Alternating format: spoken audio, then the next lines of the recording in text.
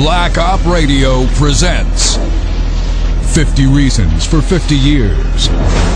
Why the Warren Commission may be the greatest fraud perpetrated on the American public.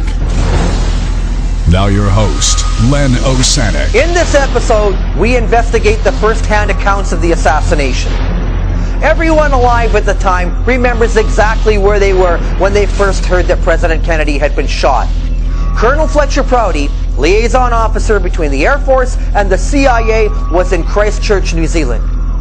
Within seconds of reading the first paper he came across, photos of Dealey Plaza, reports of automatic weapons fire, he recognized that something was very wrong with the protection in Dallas.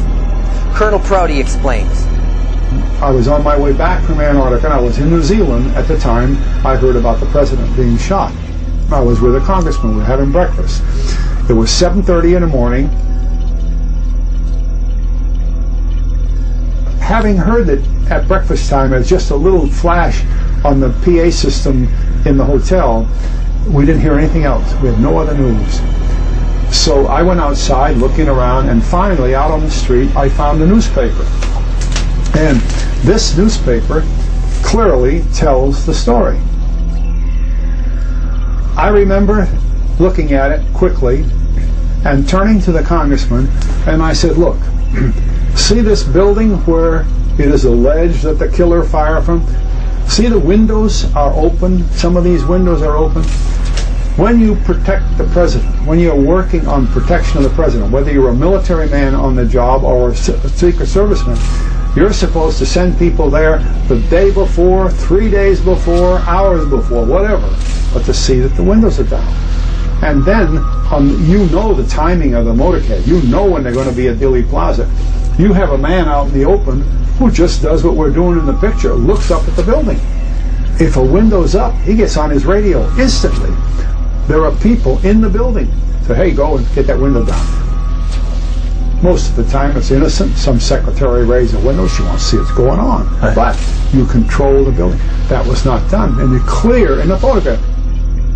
A little bit of doubt when I first saw the paper that things were being done differently. I had worked in this kind of work. I had gone to Mexico City when President Eisenhower was president, working on his protection with all the millions of people around.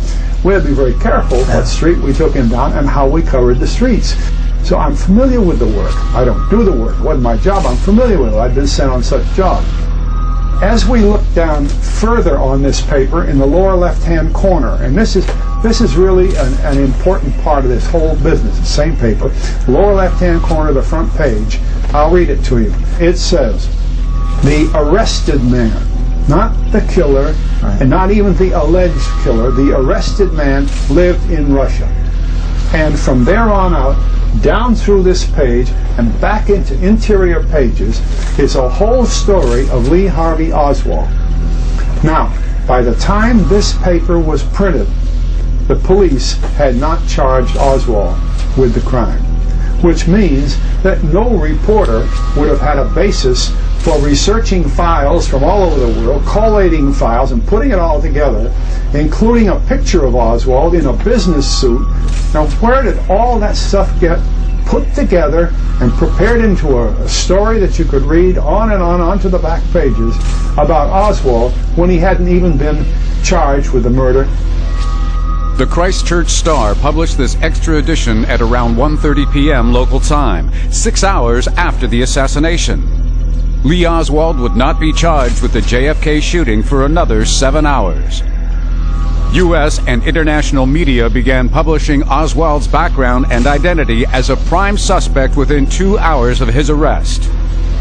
To this date, the origin of the Oswald portrait photo has never been established, and there are several different versions in existence.